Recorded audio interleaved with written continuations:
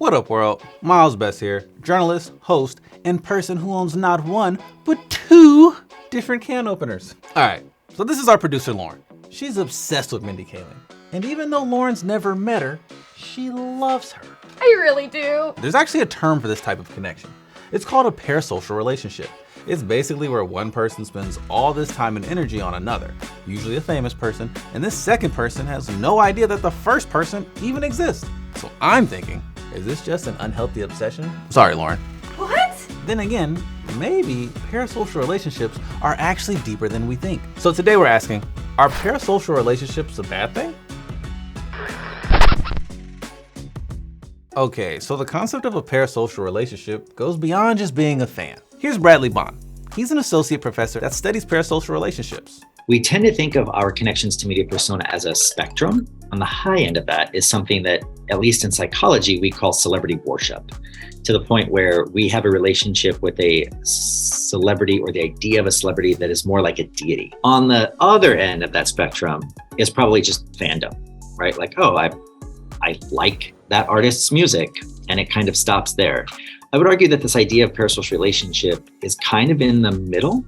It's more than simply being a fan, and maybe even less than being a stan. This actor, musician, athlete, influencer, or whatever can feel like they're your friend. Like, I'm a fan of Steph Curry. I watch the games, I follow him on Instagram, but I don't feel like he's my friend. Whereas Lauren, the producer from earlier, Lauren is in a parasocial relationship with Mindy Kaling. No, I'm pretty sure she loves me back. Oh, okay. Well, you see the difference? And what we know and understand about parasocial relationships has evolved over time.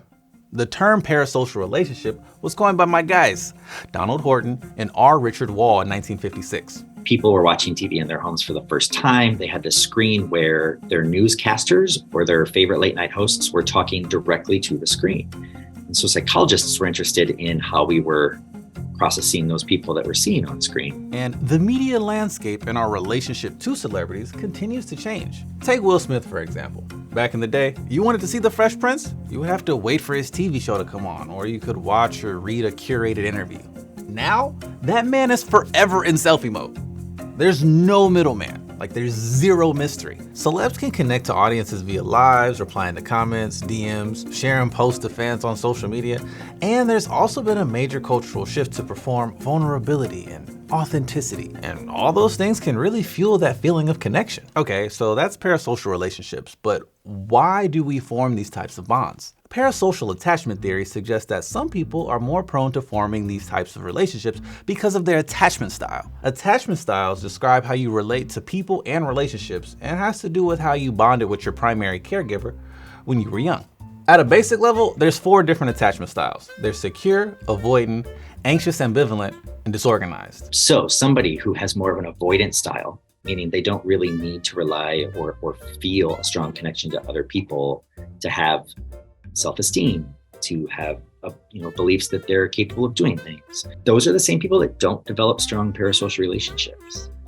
People who are really attached, people who need validation, who need constant connection to others, tend to have at least a wider variety of parasocial relationships. There's also the parasocial compensation hypothesis, which is basically the idea that people use parasocial relationships to compensate for the lack of real life relationships. There is some research that suggests that people who feel lonely, socially isolated, or have social anxiety disorder may develop more intense parasocial relationships. But the evidence to back this up is a mixed bag. Okay, so all that can help explain how and why we might form these relationships.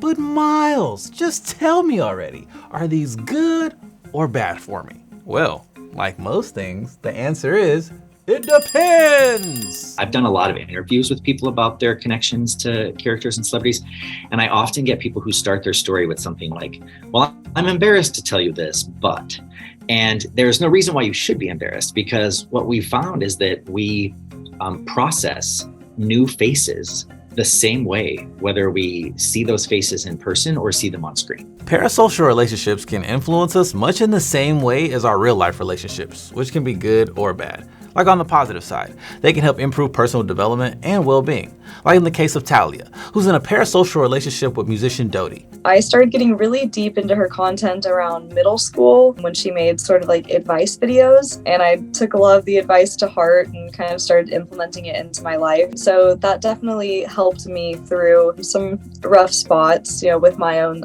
self-esteem and self-image. We've seen a lot more work on this topic recently with marginalized groups and understanding how parasocial relationships might actually be really effective at reducing prejudices, reducing beliefs and stereotypes. In adolescents specifically, there's research that suggests that parasocial relationships can help with identity formation and developing autonomy. I feel like, especially for younger people, it's more common and accepted to have parasocial relationships like this.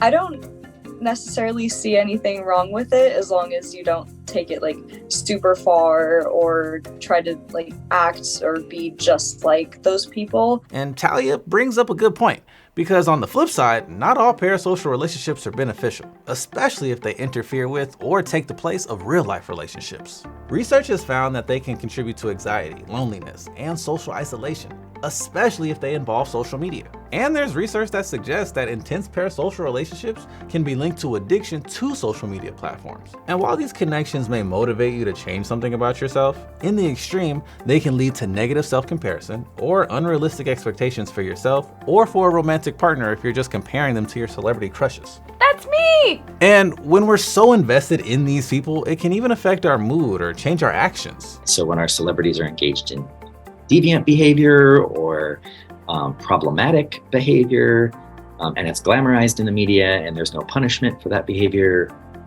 if we identify with them or we see them as friends, we can learn those things as well. Now, it seems to me that forming parasocial relationships is kind of like human nature.